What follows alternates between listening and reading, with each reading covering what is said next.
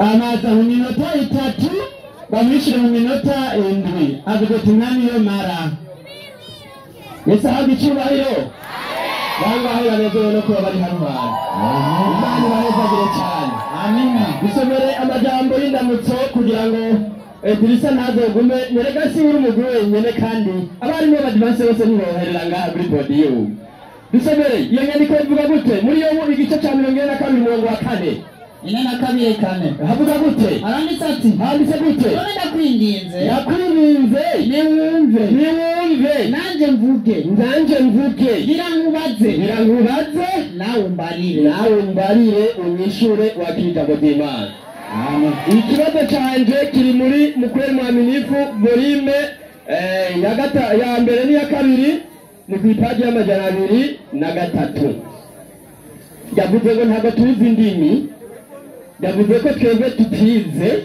ariko nibaza kugira ngo duhagarare hano ntabwo twade project yanditse complete kugira ngo utumenye aba bajya bose bagibona nibaza ko ufite amashuri magende umwe twagiye havuga gute paje kombe ni paje y'amajana 203 amajana 203 ego nahageze mwari nahageze mesantua ego aranditse ati pepe ya Waislamu ijuru ry'Abayisilamu iko chini ya miguu ya kina mama riri munsi y'amaguru y'abagore cyangwa y'abakobwa nk'uko twe nta nimi tuzi indira n'uwo tukibazo cyanjye neza yavuze ngo ntabwo tuzi ibyo tuvuga iri juru riri munsi n'indi juru udusobanurire iri juru ko tuzi ko tubaza kugaruka tuzi ko mu ijuru muzamubwira abagore mukanywerayo ikawa dusomere iki gitabo kugira ngo simugire idahari nirahaza mupone paji ya 33 mu ijuru ryabo bazonywerayo ikawa kumwe basanzwe babinywa ndashaka kumenya mu maguru y'abagore bazonywerayo ikawa gute bazohara gute bizogenda gute n'inyandikari y'ukuri uzisigure ingene ijuru byo kutabona n'ibiri mu batako y'abagore cyangwa munsi y'amaguru y'abagore ndaza kugaruka umwanya nawe ahuje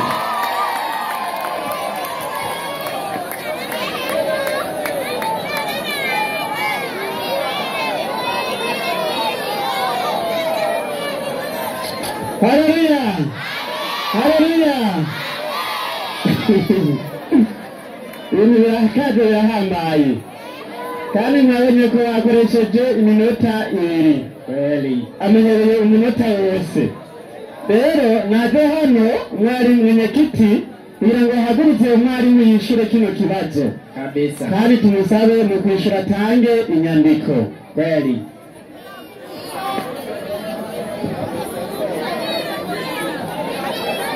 السلام عليكم ورحمة الله وبركاته. وعليكم السلام ورحمة الله وبركاته. ولكن يا كيشو.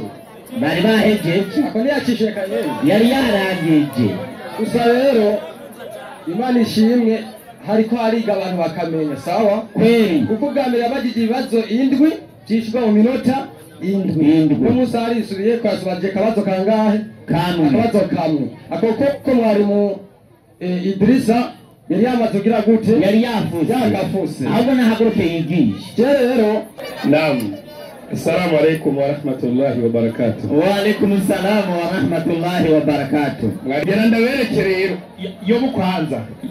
Yagiye muri Yobu reka nanjye namujyana mu migani 10:14. Gitabo cy'imigani 10:14. Yego randa buri mwanya isa turambira afite minota 2. Sawa kabisa inyandiko igira iti igira ngo iki 10:14 abanyabwenge baziganya kumenya burya ngo abanyabwenge baziganya ukumenya burya umunyabwenge uzigama ukumenya ariko indira ikibazo abajije yemwe kiri mu Baroma eka ubu mwarimu akubajije ati tubwira intara zigize Burundi ugatuvuga intara zigize Kongo ubu ukomeye neza mu mutwe cyangwa ubusara akanwa k'igipfu rero biri kikubwira ati ubwenge buzigamwe n'abanyabwenge ariko akanwa k'igipfu niko buyobe umuntu buyobe yazanye hano wallahi azanye icy'abagore ikigo kiri mu Baroma kweli uyu twaguruka mu mwarimu ari hano nicyo n'igipfu ariko n'umwana wo mu hambere arazi ikigo twashize ku meza uno munsi mu kubaza ikibazo ukibariza mu kigo kiri ku meza kabisa. Naguzana ibindi bibazo ngo by'abagore eka nimba bakeneye tora ishanda tubaguye dufise benshi kandi leta badukoresha ukubatira ibyo mu rugo kweri. Ikibazo rero mfise ndiyo ngo ijuru ry'abayisilamu ngo riri mu maguru y'abagore, nicyo kibazo abajiji. Ingorane ndashaka nawe nibaza hano untandukanirize kina mama ninde, mwanamke ni nani? Abana bariga hano barabiga muri fondamentale muri ekofu bariga Iswahili. Yego, isobanuro ya kina mama na mwanamke birasa eka. Inyandiko rero yavuze pepo iko chini ya miguu. Yeme chini ya miguu ni wapi? Si hapa?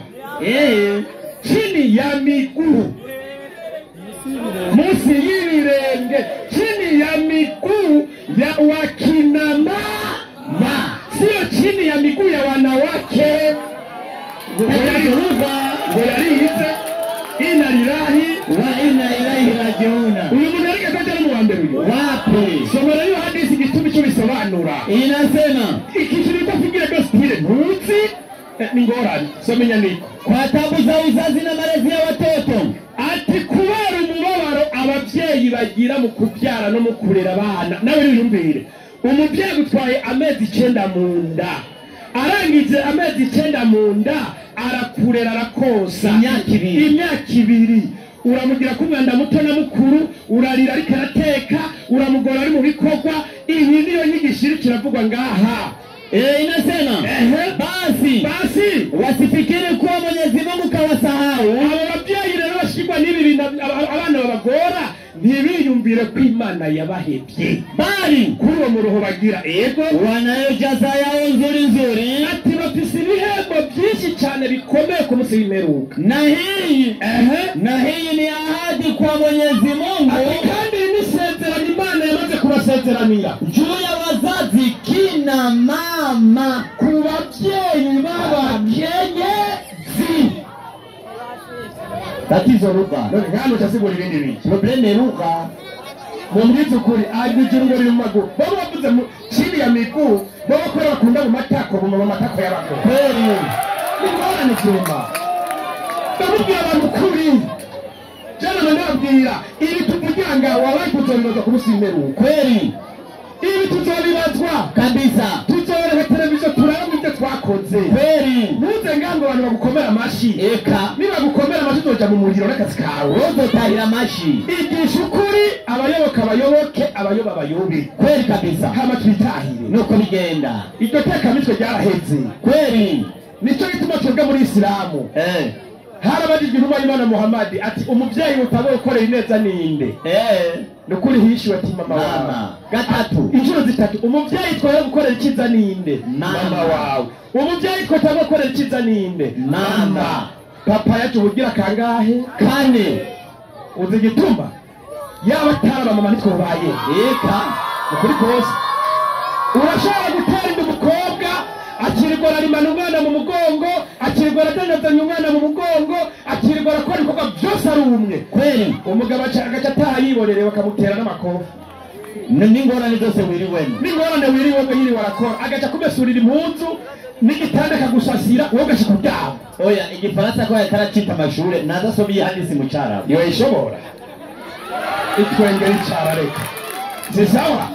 Ariko tubona babwira nti mwizi nyigisho harimo ibintu bikomeye cyane. Usonere so na nyoko kweri. Twebwe muri Qur'ani duhera kuri mama kweri, kuko afite agaciro gakomeye cyane. Ni n'umunyantege nke mugagaca kora ibikorwa byinshi. Ibyo niba mutabizi mu bibazo muri Islamu hadisi rero avuga ati aljanna tahta aqdaman ali ummahat. Ibyo birazwi none ingubi kutarizona nyo bishobora twenge. Nini maana ya qadaman? Qadaman ni musibire ni birenge. Nabyuzi wewe warize yawe ijuru ijuru n'umuzorira y'ibi twebwe ijuru tuzojamwo ni ijuru Imana zoba yatwandikiye rimeze gute? Sisa ntari kweri twebwe tubazoja mu ijuru Qur'ani 15 kabiri. Qur'ani 15 aya ya kabiri bismillahirrahmanirrahim.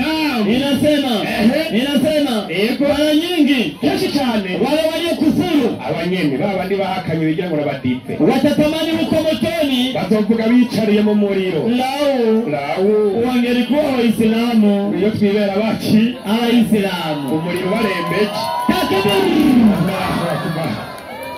Salamu alaikum wa rahmatullahi wa barakatuh. Wa alaikum salam wa rahmatullahi wa barakatuh. Abishuye natawuni wanga nyina ninde akidutoke Wanga nyina ninde Waislamu takbir, Allahu akbar. rasi walaha Raha murabe neza abahungu ni hatari. Haleluya, haleluya. Ikigo kiriko kiragenda neza. Nihagaze mu Baroma rimwe ku murongo wa 20 kugeza 27.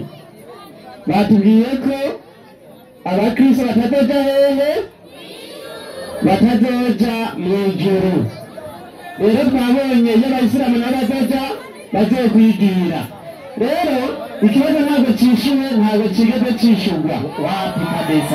Rero duhamagare mwarimu wanjye kugira ngo atazivugira ko atagize gute katishuwe. Yesu ahabwe icyubahiro. Amen. Ariko jewe rero umuntu ndabasabe tuzohore tudepoza identité complète kugira ngo tuze tuvuga ibintu dufitiye ibyemezo. Isomero ry'anyandiko natanze. Volume ya mbere n'iya kabiri paji y'amajana 23 ijya nyandiko nyene. Aranusati abonise gute? Pepe ya Waislamu, ijuru ry'Abayisilamu iko chini ya miguu ya kina mama. Banzereki yavuze ngo ntabwo nzi Igiswahili. Iyo bavuze unyawo ni kuvuga ngo munsi y'ibirenge. Ni gute bari kuvuga ko ari munsi y'ibirenge? Niyo bagomba kuvuga uko bari kuvuga ko ijuru ritari mu ijuru ahubwo riri mu isi. Hari akandi kantu yavuze, uraza kuza sisaraga gutodika yavuze ngo twebwe ngo dukunda mu matako, ngo niyo mpamvu tuguma ngo ijuru riri mu matako y'abagore. Twagiye mwarimu tugomba dusuzuma abakunda abagore, turaba abakunda abagore dushikana aho mugana mu ijuru muzoja mu matako y'abagore. Twahageze tugeze muri Radapeperi paje 55 havuga gute? Turabe icyiza bazorira mu ijuru. Yerusa 55 ego aranisati handitse gute? Mwanaume mmoja, umugabo umwe cyangwa umuhungu umwe atapewa wanawake 72, azohabwa abagore 72. Icyo juru muzaja kurongoraniramwo abwiwe atari ibyo mwubatse uza kuja wahuriye. Icyo juru muzaja kurongora ibyo ari byo, hasi gutamba hasi kuzunguruka n'inyandiko y'ibindi nyandiko. Twebwe ibitabo twarabisomye. Aha azanye igitabo cy'Abajehova agiye abona tugifise. Igitabo tudafise n'igitarabo muri imprimeri gusa. Nakubwiye impamvu twabananije Radapeperi aho nyene ku ipaji 49 havuga gute? Ibi ni byiza bazobonera mu ijuru ryabo niyo atari ibyo mwubatse. Ndabarahiye atari mu rutazima. Aranditse ati havuga gute? Na wanawake wenye macho mazuri, ndio waje kuona abagore bafise amaso meza batarongeye myiza na makubwa ya vikombe, ngo ari manini nk'ayi bikombe. Mbega umuntu yagira amaso nk'ayi bikombe bari mwibiza abona amadayimoni yadoja kurongoranira nayo mu muriro utazima, nayo kuvuga ko muzabona umugore ari mu ijuru afise amaso nk'ay'ibikombe. Ndabivugira aha ijoro iruhande soko Abrahamu. Mbega mu ijuru twebwe cyane mu izuka tuzoba tumeze gute? Twagiye muri Matayo 22 tuvuga gute? Matayo 22 umurongo wa 30 ego aranditse ati handitse gute? Mwijuru ntibazorongora, ntabwo tuzoba tugiye kurongorana, kandi ntibazoshingira, ukurana mu mutwe.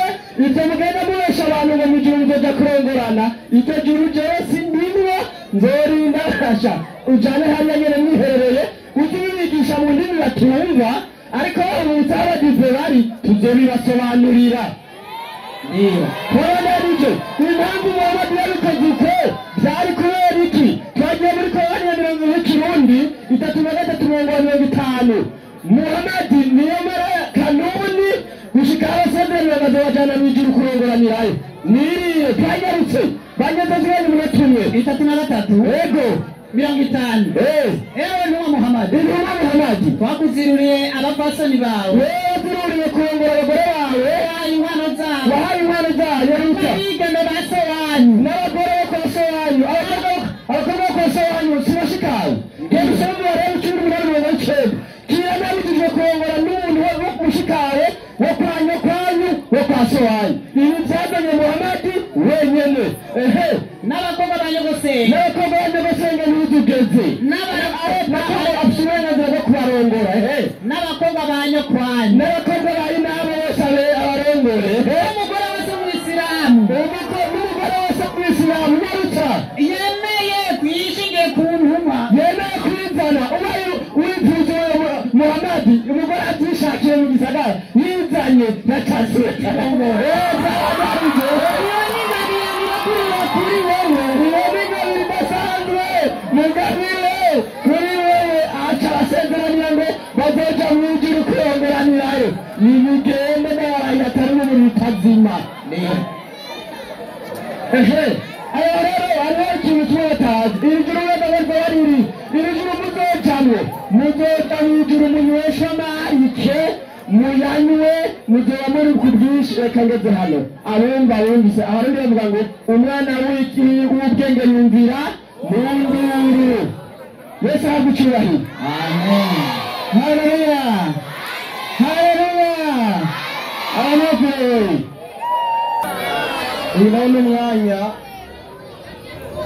uyu ni umwanya w'ikibazo ku ruhande rw'abayisilamu ndibaza biriko biragenda neza igikorane kiriko biragenda neza abatahura baratahura safi kandi biriko biraryoha cyane kweli nuko ku ruhande rw'abayisilamu umwarimu nawe arafise iminota 3 yo kubaza ikibazo kuri ubwo rero arahawe ikaze azanye by'abagore vrema by'abagore sinzi ibintu n'ikiba dufise nta n'icyo bakibuka ntacyo yibuka ariko ikibazo kutajya ku ishure kweli niyo ngorane kabisa twebwe mwarimu naam natugirira inzigo turira umusaya wambaye imyiji tuzorongwa tuzodufise abagore kweli tuzodufise abagore kubera mwarimu naam na yesu yabivuze kweli 10:30 mariko ubutumwa bwiza bwanditswe na Mariko 10:30 mariko igigabane cy'icumi umurongo wa 30 soma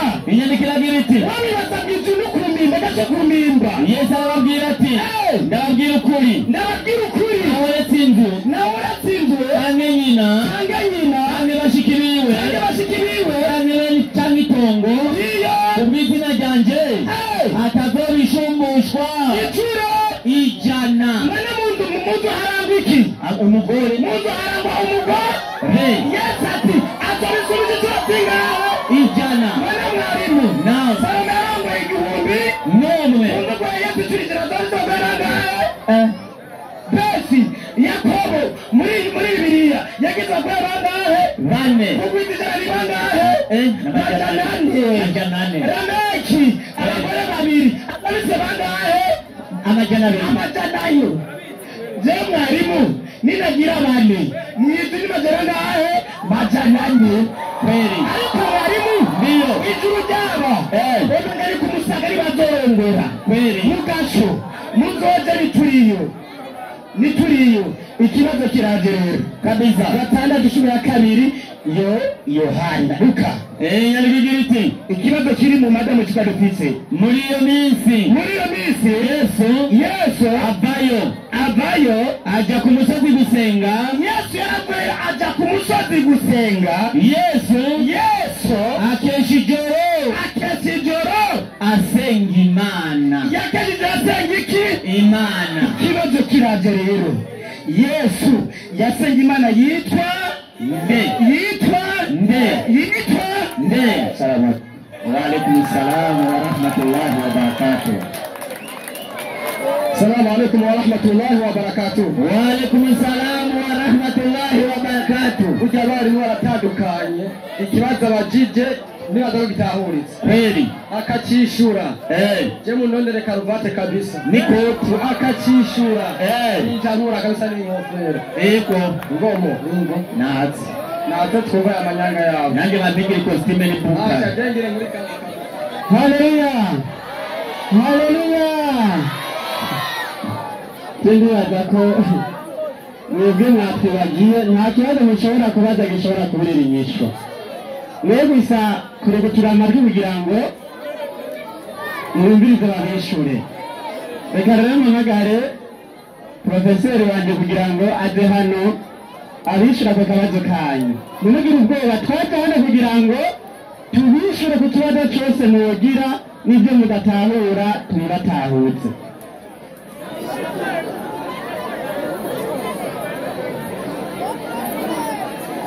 umuntu afite umutaka awutuzaniye hano yatoye kiravuga giti usomye mu Baroma 1:20 kugeza 2:7 suko yavuze niko nta mukristo n'umuyobozi hehe mw'ijuru hanyandika rigatanga mu biza uretse bwagihinduye avuze ati jore kigu bundimwo n'ubumana bwande bwa Yesu uko sibavuze suko yavuze kubera kavuze aciyamaza ati Yesu reka navuye ku mutwe w'unanye nikuzi Luka 6:12 Yesu akeshijoro asenga inki asenga Imana iyi Imana asenga ni iyihe sije karabata banza usubire mu gitabo kimwe cy'abayeva basomamwo tubanze tumuzana Imana bwa Yesu Majana 2 sawa bagiye Zani dani sumari Yesu ade banza agari ku mwanya muyogoye agari ku mwanya handitse ati handitse bute kubera yuko uwo jambo afise ikibanza cyo hejuru cyane yitwa Imana ijambo Imana ngaha isobanura umunyabubasha nikisha tume Yesu asenga 2:14 Abaheburayo 2:14 yego mu gitabo cy'Imana cyo Bibiliya Nyarutsa 2:14 Abaheburayo yego nahageze mwarimu yego 2:14 yego aranditswe ngo Nyarutsa 14 Nenda kwa Yohana 1 Jambo yego uko Kristo yabaye umuntu acungura isi acungura isi Yesu ataraba umuntu yarasenga kubwenge bwa Amidu Yesu atarihindura ngo acungure abantu ntiyasenga Amidu uze kumvira Yesu ataza no ku isi ntiyasenga aho wowe nuza kuhakira bizi manuka aranditse ati yego nuko rero kuko abana bahuje inyama n'amaraso yego nawe ubwiwe yahuje ibyo nabo yego kugira ngo abone uko apfa yego kandi urupfu rwiwe arundirisha ubusa ufise bw'urupfu niwe wamugwanizi murakoze cyane ni ukuvuga ngo icyatumye Yesu asenga kugira ngo agirene aducungure haleluya amen ibi byari byaravuzwe soma Matayo 1:21 Matayo 1 yego 2:1 Matayo 1:21 yego haranditse ati handitse gute 1:1 yego azobyara umwana w'umuhungu nawe uzimitwe Yesu yego kuko azokiza abantu b'ibyaha byabo ubu Yesu reka aravugwa Yesu amaze kuza yambaye ati mbega yasenga iyi Imana yitwa gute 3:17 Matayo 3:17 haranditse ati turamenye ko barona baduka andikara yego Yesu amaze kubatizwa ajya mu mazi maze ijuru riruguruka abona mwemu w'Imana amanuka asa n'inuma mu gwako yego mbona rero ijwi riva mu ijuru riti yego uyu ni wo mwana wanje nkunda kumbe Yesu asenga se Imana ihabwa icyubahiro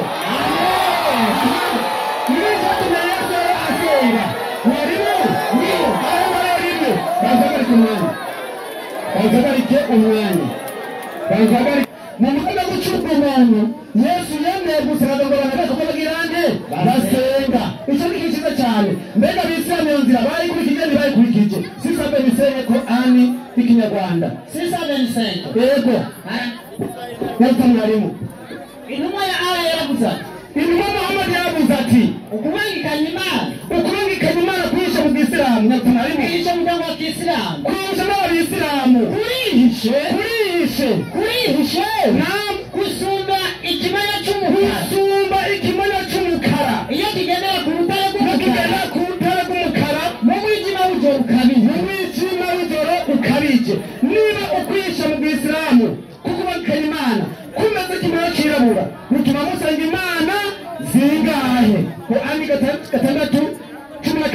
gatandatu nyarutsa mwarimu Korani gatandatu 12 saa sisi nyarutsa 12 saa sisi nyarutsa mwarimu nahageze mwarimu nyarutsa muri cha gitabo cyawe 12 saa ubusobanuro kwenye maelezo ansatu handisogutse haya hapa petu tunayo ati ibintu kumusanyi tubifise japo tunafuata Uislamu nubwo mukurikira ubwisilamu lakini tunatia ushirikina pia ariko mwarabikanya imana tunakwenda makaburini muragenda kumva tukaambia mukazibwira bwana atabuca bwana atabuca nimesema warendetswe na ukifungua ati niba ngiza ikibazo kari niki nimba mugenda gusenga imva duhere yesu dusenga imva oya duhere yesu dusenga imva oya niba mutamena imisingi 27 kuri a niyo tunyarutsa mwarimu 27 kuri a 27 kuri a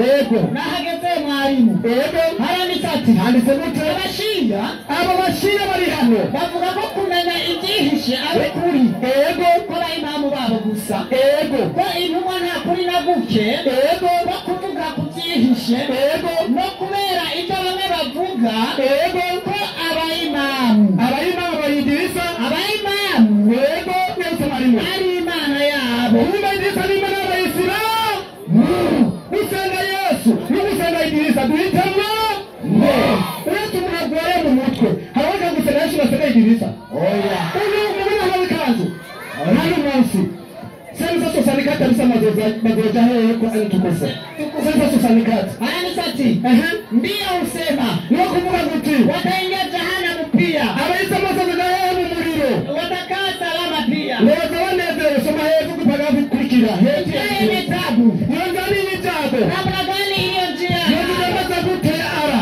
lakini njia hii nyanza ara hufanya nyepesi kwa wale wanajotupa katika ishora izo kibinewe yatukuja zitera mu gihonomu hawa watahukumu katika mioyo yao abagabacibaza mitima yabo huwa tunakubali moto wazemera umurabira isilamu na kutauwa kwa ajili kandi babasha kuba abayamana yabo imana yabareye cyane wese ahabwa icyubahiro amen ntimuhunge gusenga imizimu n'amajini mwizeye kwa yesu imana ishimwe cyane nibyo haleluya amina haleluya amen amudu Ubushime ko tunakabushe kabisa. nukuri genda Na atabivuye ko yishuwe. ngo ndatanguye narimo jenda bagita akabazo kanje kuko ikiba dufite n'abaroma 20 kabisa bisuzi byanditse muri mu baroma abakristo nibazoja mu ijuru abakristo bose bemera ko yesu ari iki ari imana yuko ari iki ari imana bagasenga nde yesu cyambaza ikibazo muri luka gatandatu na kangahe na kabiri yesu akesheje yasenga iki imana cyambaza ikibazo mbega imana yesu yasenga yitwa nde yatanze izina oya yavuze ati yasenga se wa yesu yasenga se wa yesu n'akabazo uri se wa yesu yitwa nde yitwa reka tubaze abanyabwenge bibiri y'icyarabu se wa yesu yitwa nde luka gatandatu ya kabiri inasema hivi وفي تلك الأيام خرج إلى الجبل إسرائيل وقد الليل يكون في صلاة لاهي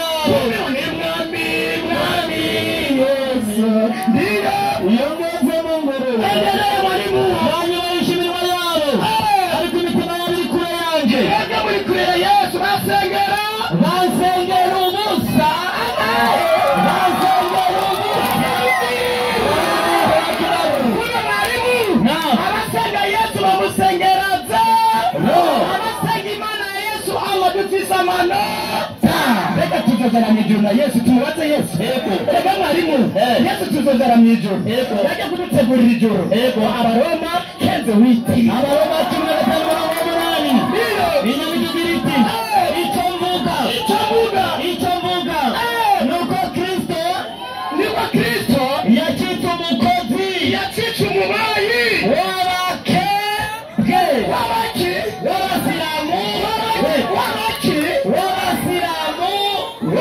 ikibanza cy'abanabo 13:25 Luka 13:25 Luka ubuzima bwiza bwanditswe na Luka inyandikira giriti yarivuye neza guhaguruka kugaruka tumaze kwinjira mu Yerusalemu namwe mugatangura gukomanga muhagaze hanze muvuga muti mupfasoni none Yesu muzobitongo n'umugore kandi umugabo mwitwugururire azabishira ati simbazi niyo muvuye sidahazi niyo muzatangura kuvuga muti ndiyo agatwarira twanywera imbere yawe kandi yigishiriza mugenzi wacu azobabwira ati ndababwira ukuri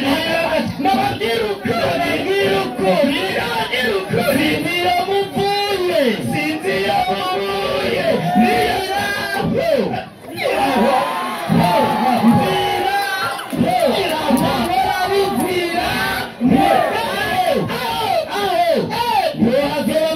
hazoba hari amarira no kujyana isi y'amenyo aho muzobonera Aburahamu yarongoye abagore bangahe 3 na Isaka na Yakobo yarongoye abagore bangahe n'abavugisha n'Imana bose bari mu bwami bw'Imana muhindiwe hanze Dahiye pasitori dahiye pasitori dahiye emerushe bakoye satani mwarimu ndiyo uracasigaje iminota 2 mwarimu tutaracakubaza akabazo ngo none ngo Yesu ngo ataraza mw'isi ngo yarasenga ataraza mw'isi ngo yarasenga Luka 3:9 takimani na Luka irabikaya mubwira iti agabwe inyishuriro 39 Luka muri iyo minsi Mariya arikora agenda yibutaja mu mugabo mu gisagara cy'Yudaya yinjira mu nzu kwa Zakariya akana na Elizabete bamusiga mu kanya Mariya indikiragira muri we Elizabete yugirwa mu yera aravuga ati ewe Mariya wahiriwe n'imbuto yo mu nda yawe irahiriwe urubuto n'inda Yesu urubuto nirusenga abasenga Yesu basenga iki basenga urubuto basenga iki urubuto basenga iki urubuto ari bagasenga umuti imbuto zirasenga muragonga ibyakozwe n'intumwa Nyarutsa 2:22 yabigira iti abagabo b'Abisirayeli umugore w'amajambo Yesu umunyanazareti umuntu Imana yashimagirishije kuri we ibitangaza no twumiza n'ibimenyetso Imana yamukoresheje hagati yanyu nk'uko mubizi bwanyu abakirishwe mwese nimuze musenga Imana Yesu yagira iki yasenga